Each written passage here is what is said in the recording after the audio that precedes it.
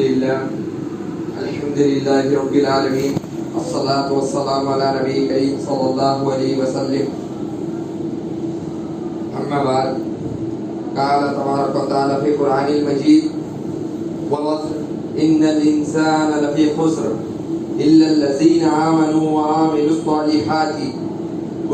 الصالحات وتواصوا بالحق وتواصوا بالصبر. قال تبارک وتعالى في قرآن المجيد يا أيها الذين آمنوا استعينوا بالصبر والصلاة. قال تبارك وتعالى في قرآن المجيد إن الصلاة تنهى عن الفحشاء والمنكر. قال رسول الله صلى الله عليه وسلم كل بدعة ضلالة كل ضلالة في النار. تمام تعریفیں اس اللہ رب العالمین کے لیے ہے جو تمام جہانوں کو پالنے والا اور چلانے والا ہے.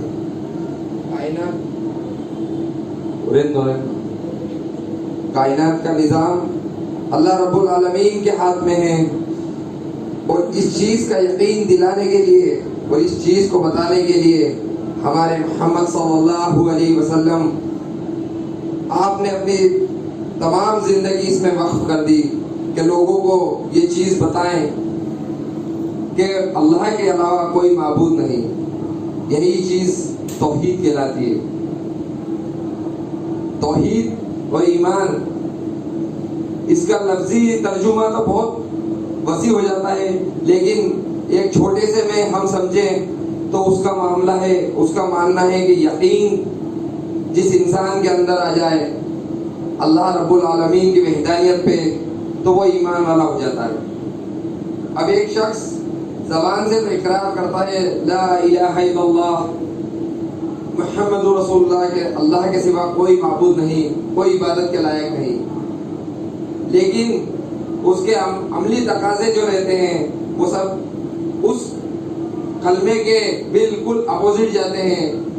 اب اس شخص کا کیا معاملات ہے کہ وہ ایمان والا ہے کہ نہیں، یہ سوچنے والی بات ہے.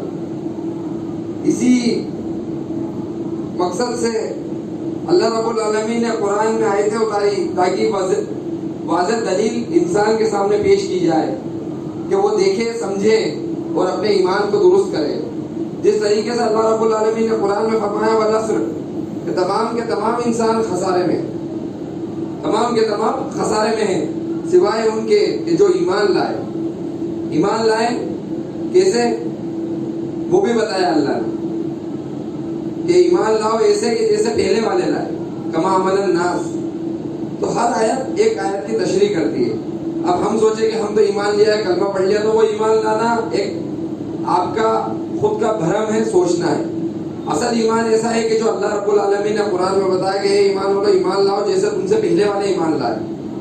پہلے والوں سے محدثین کا قول ہے صحابہ اور نبیوں کا ایمان. جیسا ایمان اللہ کے نبی صلی اللہ علیہ وسلم ہمارے کو بتا کے گئے وہ ایمان لانا اللہ کا مقصد ہے ہم بتانا. پھر دوسری شرط اللہ نے کیا بتائی کہ کون کون خسارے میں نہیں ہے، کہ جو عمل صالحات کرتے ہیں، عمل صالحات کرتے ہیں. تیسرا وہ شخص کہ جس کے اوپر اس عمل صالحات پہ جو پریشانی آتی ہے، جو مصیبت آتی ہے، اس پہ صبر کرے. وہی لوگ فلاح پانے والے ہیں، فائدہ پانے والے ہیں. اس کے علاوہ کوئی شخص فائدہ نہیں پا سکتا، کیونکہ اللہ رب العالمین نے قرآن میں یہ چیز واضح کر دی وَالْعَصْرِ إِنَّ الْإِنسَانَ لَفِي خُسْرٍ إِلَّا الَّذِينَ آمَنُوا وَعَمِلُوا الصَّالِحَاتِ وَتَوَاصَوْا بِالْحَقِّ وَتَوَاصَوْا بِالصَّبْرِ. جو شخص یہ تین کام کر رہا ہے تو اپنے آپ کا محاسبہ کرنے کے وہ یہ تینوں کام اگر کر رہا ہے تو وہی کامیاب ہونے والا ہے. اور اصل کامیابی کیا ہے؟ اصل کامیابی یہ ہے، وہ بھی قرآن بتا رہا ہے کہ تمہیں جہنم کی آگ سے بچا لیا گیا اور جنت میں داخل کروا دیا گیا. یہ اصل کامیابی، اور یہی ایمان کا تقاضا ہے، یہی یقین ہے. کیونکہ اصل ایمان جو ہے ایمان بالغیب ہے. ایک انسان سامنے دیکھ کے اگر کوئی چیز کا یقین بناتا ہے تو وہ ظاہر ہے، لیکن اصل جو ایمان مطلوب ہے اللہ کو، وہ ایمان بالغیب ہے. کیونکہ اللہ غیب میں چھپا ہوا ہے. جنت غیب میں ہے، جہنم غیب میں ہے، عذاب قبر غیب میں ہے. ہم نے کسی نے دیکھے؟ صرف اور صرف اللہ کے رسول صلی اللہ علیہ وسلم کی بات پہ ہم ایمان لائے. اور اللہ نے قرآن میں بولا کہ ایمان والے کون ہیں؟ کہ جو ایمان لاتے ہیں غیب پہ. وہ اصل ایمان ہے. لیکن اب ہمارا معاملہ کیا ہے؟ ہمارے اندر نفاق گھس گیا ہے. نفاق کی ایک علامت یہ کہ یہ ہم دیکھیں کہ ہم فجر کی اور عشاء کی نماز پابندی سے ادا کر رہے ہیں. کیونکہ اللہ کے رسول نے ایک منافق کی ایک علامت یہ بھی بتائی کہ اس پہ فجر اور عشاء کی نماز بھاری پڑتی ہے. جن کے دل میں نفاق رہتا ہے اس پہ فجر اور عشاء کی نماز بھاری پڑتی ہے. اب ہم چھوٹی چھوٹی چیزوں سے اپنا محاسبہ کر سکتے ہیں کہ ہم اصل میں ایمان والے ہیں کہ نہیں, جو اللہ کو مطلوب ہے. اور اصل کامیابی جہنم سے بچا لیا جائے اور جنت میں داخل کر دیا جائے, وہ اصل کامیابی ہے.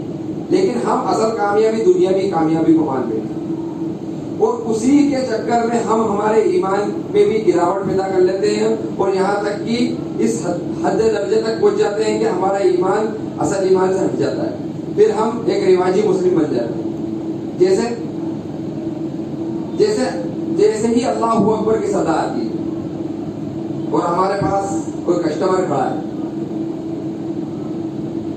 تو ہم کیا کہتے ہیں کہ ہاں ابھی 15 منٹ ہے پھر چلتے ہیں. یہ ایمان کی گراوٹ ہے, یہ یقین کی گراوٹ ہے. یہ وہ اصل ایمان نہیں ہے, وہ توحید نہیں ہے جو اللہ کو مطلوب ہے, جو اللہ کے رسول صلی اللہ علیہ وسلم نے ہمیں بتائی. کیونکہ اگر اصل انسان اللہ کو رب العالمین مانتا, پالنے والا مانتا, رزاق مانتا, تو وہ کیا کرتا؟ وہ کہتا کہ ہاں اللہ رزاق ہے, پہلے مجھے اس کا فرض ادا کرنا ہے. اور اللہ سب سے زیادہ صبر کرنے والا ہے, جس کے اندر صبر نکلا ہے. کہ انسان اس کو گالی دیتا ہے, ابن آدم اس کو گالی دیتا, اس کے شریک پھیلاتا, اس کی اولاد مقرر کرتا, لیکن پھر بھی وہ اس کا رزق بند نہیں کرتا. کیونکہ اس نے انسان کو بتا دیا. جب ہم الستو بربکم کی حالت میں تھے نا, عالم ارواح میں, جب اس نے کہہ دیا کہ سب کو آزمائیں گے ایک مقرر وقت تک کے لیے, تو اس نے جو مقرر وقت دے رکھا ہے اس سے پہلے وہ پکڑ نہیں کر رہا ہے. لیکن جس دن اس کی پکڑ آئے گی تو اس دن اس کی پکڑ شدید ہے, اس سے کوئی بچانے والا نہیں. تو ہمارا اصل مقصد یہ ہونا چاہیے کہ ہم ہمارے ایمان کو کیسے بچا کے قبر تک لے جائیں. اب وہ بچے گا کیسے؟ وہ بچے گا کیسے؟ کہ ایمان پہ محنت کی جائے گی, ایمان کا محاسبہ کیا جائے گا کہ ہم ایمان کے تقاضوں میں کیا کیا کوتاہی کر رہے ہیں. اب اللہ رب العالمین نے ہمارے کو قرآن دیا. قرآن ایک معجزہ ہے, اور قرآن واحد ایک دنیا میں چیز ہے کہ جو مخلوق نہیں ہے. باقی پوری دنیا میں مخلوق ہیں, صرف قرآن مخلوق نہیں ہے. قرآن اللہ سے خود سے نکلا ہوا ہے. ھذا کلام ربی جب ہم بولتے ہیں نا تو اللہ کی بات ہے, مخلوق نہیں ہے. اب ہم اس پہ اب اتنی بڑی چیز دی ہے اس نے کہ پوری کائنات مخلوق ہے سوائے قرآن کے, تو اس کی کوئی عظمت ہوگی. ہم اس عظمت کو نہیں سمجھے, اس وجہ سے ہم خوار ہو گئے. ہم نے قرآن کو ترک کر دیا اور ہم خوار ہو گئے. آج کوئی شخص کسی شخص کو کوئی تحفہ دیتا ہے تو اس کا بڑے کیئر کرتا ہے, بڑے اس قاعدے سے اس کو اویئر کے رکھتا ہے. لیکن اللہ رب العالمین نے جو ہمیں تحفہ دیا, ہم نے اس کو جزدانوں میں سوار کے رکھ دیا. اور ایسا بھی نہیں کہ اس کو خاص طور سے اویئر ہے, اس پہ بھی دھول مٹی جمی رہتی ہے. 95% لوگوں کے یہ مسئلہ ہے. آپ کو 10 سال پرانا قرآن یا 15 سال پرانا قرآن بھی آپ دیکھیں گے تو اس کے فرق بالکل نہیں رہیں گے. کیوں رہیں گے نہیں؟ کیونکہ اس کو استعمال نہیں کرا گیا, اس کو پڑھا نہیں گیا. آج کوئی کپڑا ہے ہم پہنتے ہیں تو دھیرے دھیرے وہ ڈیگریڈ ہوتا ہے, ختم ہونے کی کگار پہ جاتا ہے.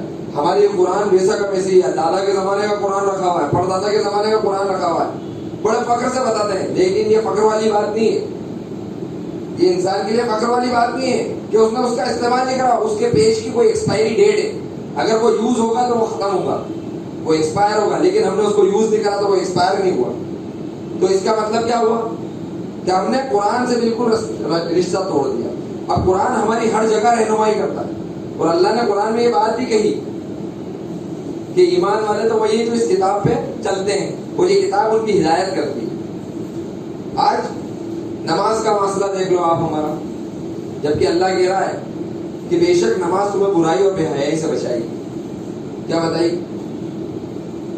اللہ کیا کہہ رہا ہے کہ بے شک نماز تمہارے کو برائی اور بے حیائی سے بچائے گی. اب ہمارا پہلے تو یہ اتنا ایمان ہی نہیں ہے کہ ہم مسجد تک جا پا رہے ہیں, اور جا رہے ہیں تو وہاں صرف ڈونگے لگا رہے ہیں, جو اللہ کے رسول کی حدیث ہے ایسی نماز کی اللہ کو کوئی ضرورت نہیں ہے، خشوع اور خضوع کچھ بھی نہیں ہے۔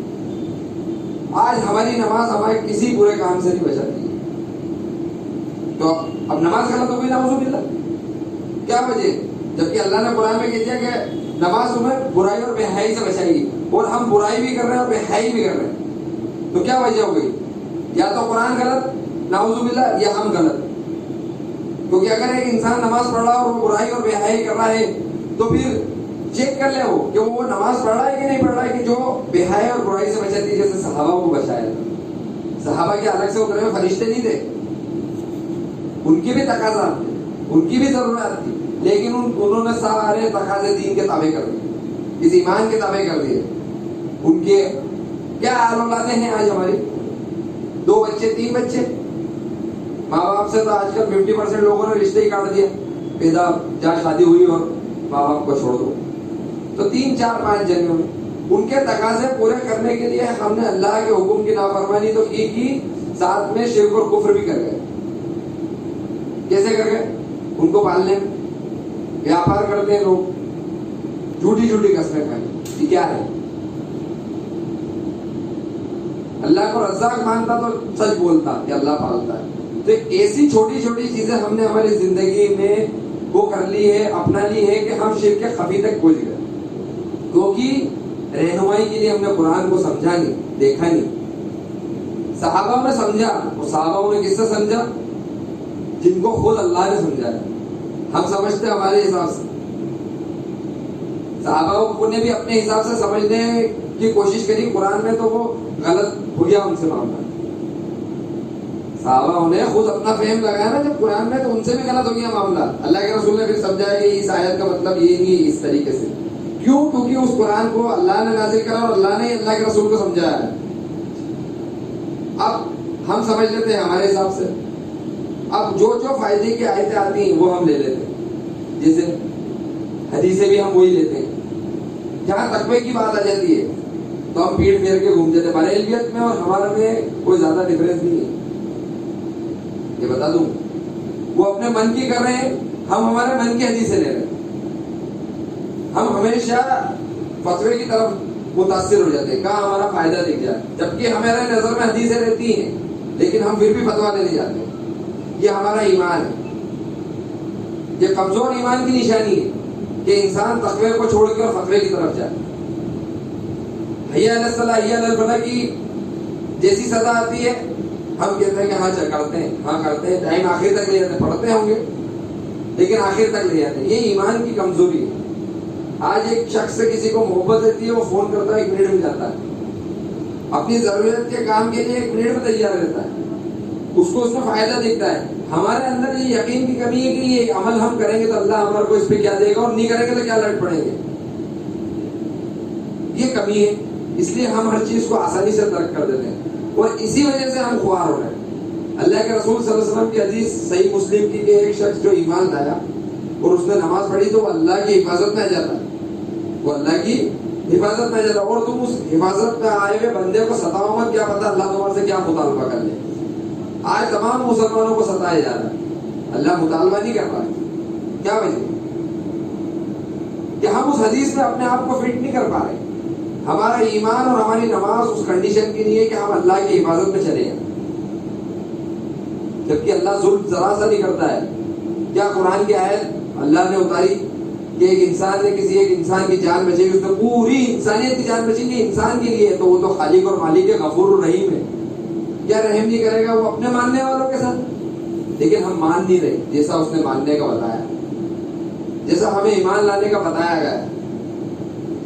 ہم پابندی نہیں کرتے کسی چیز کی، ہم رواجی مسلمان ہو گئے۔ کہتے تو ہم ہیں کہ ہم اہل توحید ہیں، لیکن صرف نام کے کلمے کے تقاضے، جو کلمہ ہے جنت دلا رہا ہے۔ 1000 اسکوائر فٹ کے پلاٹ لینے میں پسینہ آ جاتے ہیں آدمی کو، 1000 اسکوائر فٹ کا، چاہے وہ کتنی سستا ہو، 100 روپے فٹ یا 50 روپے فٹ، لیکن پھر بھی اس کو پسینہ آ جاتے ہیں۔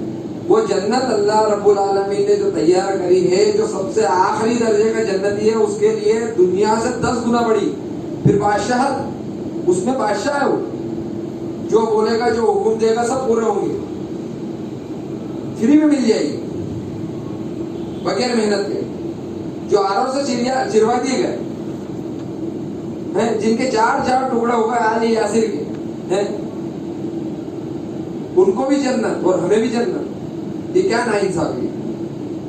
हमने हमारे खुशबे में पैदा कर ली, शैतान ने हमको ऐसे बहकावे में डाल दिया है, ऐसे मामला कर दिए कि हम सोच रहे हैं कि हम कामयाब हो जाएंगे। जबकि एक दफा सहाबा हजरत है, अल्लाह के रसूल सल्लल्लाहु अलैहि वसल्लम ने फरमाया कि अगर तुम्हारे को कब्र का हाल खोल के बता दिया है तो तुम सजदे से सर नहीं उठाओ। क्या कंडीशन होगी उस चीज की, उसकी अहमियत समझे। इस बात की हल्के में लेके निकल जाते हैं कि अगर हमारे को कब्र के अजाब खोल के बता दिया है, सजदे से सर नहीं उठे तो वो कितना होलनाक वाला होगा, फिर जहन्नम कैसी होगी। जन्नत की तारीफ करते करते जबान नहीं थकती है हमारी। जहन्नम कैसे बनाई होगी, जिसमें सिर्फ और सिर्फ अल्लाह का गजब और जलाल है। क्या बनाई होगी अल्लाह ने उसमें, और उसमें काफिर और मुशरिक जाएंगे, ईमान वाला नहीं जाएगा। तो ईमान कितनी अजीम चीज है, खाली कह देना सबसे बुनियादी चीज है। ये मजबूत होगा, आगे के सारे अमल मजबूत होंगे। हर जगह अल्लाह रब्बुल आलमीन ने पहले ईमान का जिक्र करा, फिर अमल का जिक्र करा। चाहे हम कितनी ही अमल कर ले, एक इंसान कितने ही सब्र कर ले, लेकिन ईमान उस तकाजे का नहीं होगा जो पैरामीटर अल्लाह ने बताया, तो उसके सब्र की कोई वैल्यू नहीं। उसने नमाज पढ़ी, ज़कात दी, हज करे, उसकी कोई वैल्यू नहीं। एक सिस्टमेटिक रास्ता बताया है अल्लाह ने, उस सिस्टमेटिक रास्ते में अगर हम चलते रहेंगे, दुनिया में भी कामयाबी है, आखिरत में भी कामयाबी। हम सोच रहे हैं कि हम हमारे हाथ पैरों से कमा रहे हैं और हम हमारी सलाहियतों से कमा रहे हैं और हम हमारी सलाहियतों से आगे बढ़ जाएंगे, तो ये अपने आप को धोखा दे रहे हैं। क्योंकि वो रब वही रब है कि जिसने तुम्हें 9 महीने बगैर मेहनत के पाला है। क्या मेहनत कर ली हमने, क्या कमा लिया था उस पानी की पोटली के अंदर।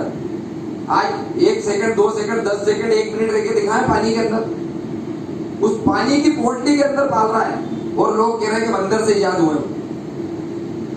ये रब है, लेकिन उसकी असल हकीकत हमने नहीं पहचानी। हमारे सामने कितनी आयतें पढ़ ली जाए, कितने ही खुतबे हो जाए, लेकिन हमें नहीं समझ में आता है। क्यों नहीं समझ में आता है? क्योंकि हमारा ईमान बुनियादी मजबूत नहीं। हमारी बुनियाद मजबूत नहीं है। हम 10 मंजिला इमारत खड़ी कर लेंगे, उससे क्या फायदा होगा? खाली बस नाम के रिवाजी मुसलमान है, जैसे बरेलवियत, देवबंदियत, और जो मेहनत करेगा वो पाएगा। वो कुर्बानी देके गए सहाबा, करोड़पति अरबपति हुआ करते थे उस जमाने के, टाट के कपड़े पहन रहे, कफन नसीब नहीं हो रहा है, झाड़ियों से पेड़ ढकने पड़ रहे हैं उनकी मैयतों के, और उनको भी जन्नत, और हम भी ईमान वाला सीना चौड़ा करके कह रहे हैं अरे ये तो सब मुशरिक, अभी ये ढोल डमा के बचा रहे, तो हम 4 इकट्ठे करके कहते रहे मुशरिक, काफिर, फलाना ढिमका। अब हम हमारी भी असल हकीकत देखें, हम भी कुछ ना कुछ ऐसी हरकतें कर जाते हैं, वो कर रहे हैं। दाढ़ियां हमारे से बड़ी नहीं हो रही, क्या सुन्नत का एतबार, मार्केट से डरते हैं। अच्छा, एक दाढ़ी बढ़ाने में कैसे कुफर तक जा रहा है आदमी सोच भी नहीं रहा। एक आदमी अगर मार्केट के दर से दाढ़ी नहीं बढ़ा रहा है कि यार मेरा काम धंधा मुतासिर हो जाएगा इससे, और खराब हो जाएगा, और ये हो जाएगा, लोग गिरा जाएंगे, और हालात ऐसे, उसने साफ इनकार करा अल्लाह को रज़्ज़ाक मानने का, साफ क्लियर। गिराक तुम्हारे को पेट भरेगा। फिर वही वाली बात कि 9 महीने पानी की बोतली में पालने वाला आज नहीं पालेगा, उसने तुम्हारा नसीब नहीं बनाया। और लोगों की खातिर, दुनिया की खातिर, दोस्त यारों की खातिर, बीवियों की खातिर, नाऊज़ु बिल्लाह, अल्लाह के रसूल की मोहब्बत बीवी की मोहब्बत से कम था। और ये बीवी को अच्छा नहीं लगता, क्या अम्मी पापा को अच्छा, सिवाय बीवी को तलाक देने के, अगर माँ बाप कहे, और तौहीद दे, तौहीद में 2 ही चीज आ जाए, उसके अलावा आप सब हुक्म मानो। हम हमारी नफ्सियात हुक्म नहीं माने, लेकिन जहाँ शरीयत का हुक्म के खिलाफ माँ बाप हुक्म दे देते, हम मान लेते हैं अम्मी पापा नहीं माने। ये तो हमारा दोगलापन है। वो रब्बुल आलमीन जो पाल रहा है, जो माँ बाप को भी पाल रहा है, तुम्हें भी पाल रहा है, जो माँ बाप को भी जिंदा रख रहा है, तुम्हें भी देख रहा है, और तुम्हें भी मौत देगा, उनको भी मौत देगा, उसका हुक्म कोई वैल्यू नहीं रखता। तो हमारे को सारे रास्ते अल्लाह के रसूल बता के गए, कुरान ने हर चीज बता दी। फर्क ये है कि उसको जिस ईमान से सहाबाओं ने लिया, जिस ईमान से सहाबाओं ने पढ़ा, हम उसको पढ़ लेंगे, हमारे लिए भी रास्ते आसान हो जाएंगे, हमारे लिए भी मदद आ जाएगी। क्या मदद? गैब के खिलाफ मदद करता है अल्लाह, गैब के खिलाफ, लेकिन पहले आजमाएगा। کیونکہ اللہ نے قرآن میں کہہ دیا سورہ عنکبوت میں کہ یہ اتنے پہ چھوڑ دی جائیں گے کہ کہہ دیں گے ہم ایمان لیا. آج ہم جیسے کہہ رہے ہیں کہ ہم اہل توحید ہیں, اللہ اور اللہ کے رسول کی بات آ جائے تو ہم سب کی بات ٹکرا دیتے ہیں, وہ صرف زبان سے. حق بات ہے یہ, اللہ کے رسول کے خلاف کوئی بات کہتا ہمارے ساتھ پاس حدیث ہوتی تو ہم کہتے ہیں کہ ہاں غلط ہے تیری بات, لیکن یہ قولی اقرار ہے, قول کی کوئی ویلیو نہیں, عمل کر کے بتانا پڑتا ہے. اسی حدیث پہ جب ہمارے اوپر آ جاتا ہے ہمارے نفس کے خلاف عمل کرنا تو ہم حدیث چھوڑ دیتے, یہ ہمارا ایمان ہے. تو یہ منافقت ہے کہ نہیں؟ وہ منافق تو فرعون سے بھی نیچے. منافق کی جو درجہ ہے نا جہنم کے 7 درجوں میں, 7ویں نمبر کی جہنم میں ہے, فرعون 14 نمبر کی, جس نے خود کیا تھا کہ میں رب ہوں, اس کو اللہ نے کہاں رکھا 14 نمبر پہ. اور ہمارا معاملہ کہاں آئے گا؟ اگر ہم نفاق کے ساتھ مانیں گے تو 7ویں نمبر پہ سب سے تیز. تو ہمیں محاسبہ کرنا ہے ہمارے ایمان کا, کہ ہمارا ایمان اس معیار کا ہے کہ نہیں کہ جو ہمیں جنت دلا سکے. ارے جنت نہیں دلا سکے, جہنم تو بچا سکے, بیچ میں ہو جائے معاملہ. جو حضرت عمر رضی اللہ تعالیٰ کہتے تھے کہ میں تو بس یہ کرتا ہوں کہ اللہ میرے حساب کتاب کو ایسا کر دے کہ نہ میں جنت میں جانے والا بنوں نہ جہنم میں جانے والا بنوں, بیچ کا معاملہ ہو جائے, نہ میری نیکی ہو 0-0 والا معاملہ. یہ ہمارے معاملات اور ہم کا ہے. کسی نے کچھ کہہ دیا ہم نے اس کی بات مان لی کیونکہ وہ ہمارے فائدے کی ہے. اگر اس نے حدیث نہیں بھی بتائی تو ہم لے لیتے ہیں, یار اپنا شیخ اپنا علماء فلانا کہتا ہے. اور اگر ہمارے نفس کے خلاف اگر کوئی حدیث آ گئی تو کہتا ہے مارکیٹ کا ایسا ہے اور معاملات ہے اور دیکھنا پڑتا ہے اور کرنا پڑتا ہے, تمام بہانے. یہ یقین کی کمی ہے, یہ توحید کی کمی ہے, اصل توحید کی کمی ہے. صحابہ نے کبھی قول اور اقوال دیکھے ہم نے, کبھی دیکھیں کہ اللہ کے رسول نے کچھ بتایا ان کو اور انہوں نے کہہ دیا کہ ہمارے اوپر یہ پریشانی ہے. ایک صحابی نے کر دیا تھا, کبھی سنا ہو کسی نے واقعہ کہ وہ الٹے ہاتھ سے کھانا کھا رہے تھے, الٹے ہاتھ سے کھانا کھا رہے تھے. اللہ کے رسول صلی اللہ علیہ وسلم نے ان سے بولا کہ سیدھے ہاتھ سے کھانا کھا, تو اللہ کے رسول صلی اللہ علیہ وسلم سے کیا بولا انہوں نے کہ میرے سے نہیں کھائی جاتا ہے. اس کے بعد وہ اٹھے ہی نہیں, الٹا پیرالائسس میں آ گیا. اصل حدیث صحیح حدیث. اور ہم کیسے سنت چھوڑ دیں؟ یہ ہم بھی وہی کر رہے ہیں, لیکن اللہ پکڑ نہیں کر رہا ہے. وہ اس کا احسان ہے کیونکہ وہ غفور الرحیم. کیا جتنا زمانہ پیچھے چلے جاتا ہے اللہ کی رحمت اور اللہ اتنے ڈھیل دیتا جاتا ہے کیونکہ ہم دوری پہ, اور اللہ ہمارے ایک عمل میں متوجہ ہو جاتا ہے. تو اللہ کے رسول صلی اللہ علیہ وسلم نے ہمیں 7 بار مبارکباد دی ہے. وجہ یہی کہ جتنی دوری پہ زمانہ جائے گا اتنا ہی ہلکا پھلکا عمل بھی اللہ کا بہت اونچے درجے میں چلے جائے گا. ہم کبھی صحابہ کی برابری نہیں کر لیں گے, یہ پورا دھیان رکھنا. ایک مٹھی جور بہت پہاڑ برابر نہیں ہوتا. سونا یا بہت پہاڑ کے برابر کا سونا بھی اگر ہم صدقہ کر دیں گے تو ان کی ایک مٹھی جو کے برابر نہیں ہے. لیکن ایک عمل کی قبولیت کا معاملہ ہے کہ جتنا زمانہ دور جائے گا اتنا اللہ کی رحمت ہمارے سے جلدی متوجہ ہوگی. کیوں؟ کیونکہ ہم نے کچھ دیکھا نہیں, انہوں نے نبی کا زمانہ پایا تھا. ہمارے لیے تھوڑی سی آزمائش آتی ہے اور اللہ کی مدد آ جاتی ہے. گارنٹیڈ ہے, گارنٹیڈ ہے یہ بات کہ آپ تھوڑی سی اگر آزمائش کو اترو گے, کیونکہ اللہ اپنے ایمان والوں کے بندوں کی آزمائش دیتا ہے. اور ایمان اور آزمائش کا جوڑ ہے, یہ دھیان رکھنا. اگر آپ کے اوپر آزمائش آ رہی ہے ایمان کے تقاضے میں تو سمجھ لینا کہ ہاں آپ کا ایمان صحیح ہے, اور آپ کو اس کلمے کی اور توحید کی بنیاد پہ کوئی آزمائش نہیں آئی, کوئی پریشانی نہیں, تو آپ کا ایمان نیوٹرل ہے. جیسے صحابہ ہو گئی اور اللہ نے کہہ رکھا کہ ہم آزمائیں گے آزمائیں گے. اب ہمارے اوپر اس ایمان کو لے کے کتنی آزمائش ہے, کتنی آزمائش ہے, یہ ہم چیک کریں کہ ہمارے اوپر آ بھی رہی ہے کہ نہیں آ رہی, کہ پتہ چلا کہ ہم ایسی دنیا کر رہے ہیں یہاں پر بھی پریشان اور وہاں پر بھی پریشان. یہ ہمارے کو محاسبہ کرنے کی ضرورت ہے کہ ہمارا ایمان کیا ہے. وہ پچھلے جمعے کو حدیث آئی تھی نا کہ میزان میں 99 دفتر رکھ دیا اور ایک ورقہ اللہ نے بولا کہ میرے پاس تیری ایک نیکی ہے, تو سامنے والا ٹینشن میں آ گیا کہ ایک نیکی اور 99 دفتر اس کی کیا برابری. تو اللہ نے بولا آج ظلم نہیں ہونے دیں گے ہم تیرے اوپر. حدیث ہے وہ صحیح حدیث, پچھلی بار انہوں نے سنائی تھی کہ 99 دفتر ایک پلڑے میں اور ایک ورقہ, تو ورقہ بھاری ہو گیا. کیا تھا اس میں؟ کلمہ توحید لا الہ الا اللہ. وہ اس پہ مرا ہے. کیا ہوا ہے؟ وہ شخص اس کلمے پہ مرا ہے, اس نے اس کلمے کا یقین اپنے دل میں بسا کے رکھا. تو وہ بھاری ہوا. ہم بھی اس حدیث کو لے کے چل رہے ہیں, لیکن ہمارا یقین اور ہمارا ایمان اس دن کھلے گا تو ہمیں سیف سائڈ لے کے ہی چلنا ہے. وہاں سے ریٹرن کا کوئی آپشن نہیں ہے, وہاں سے ریٹرن کا کوئی آپشن نہیں ہے کہ ہم گارنٹیڈ ایمان والے ہی مریں گے. ایمان کو بچا کے لے جانا مین ہے, تو ہمیں سیف سائڈ لے کے چلنا پڑے گا. تو اس کو غور کریں, اپنی روز مرہ کی زندگی کا محاسبہ کریں کہ ہم یہ کام کر رہے ہیں تو اللہ کے حکم کے مطابق کر رہے ہیں کہ اللہ کے حکم کے خلاف کر رہے ہیں, اللہ کے رسول کی سنت کے خلاف کر رہے ہیں کہ اللہ کے نبی کی سنت کے مطابق کر رہے ہیں. تب جا کے ہم ایمان والے بنے, تب جا کے ہمارے تقاضے پورے ہوں گے, اور تب جا کے ہم عمل صالحات بھی کریں گے اور صبر بھی کر پائیں گے. یہ تو کچھ بھی نہیں ہونا ہے, صرف کہہ دینے والا معاملہ رہے گا.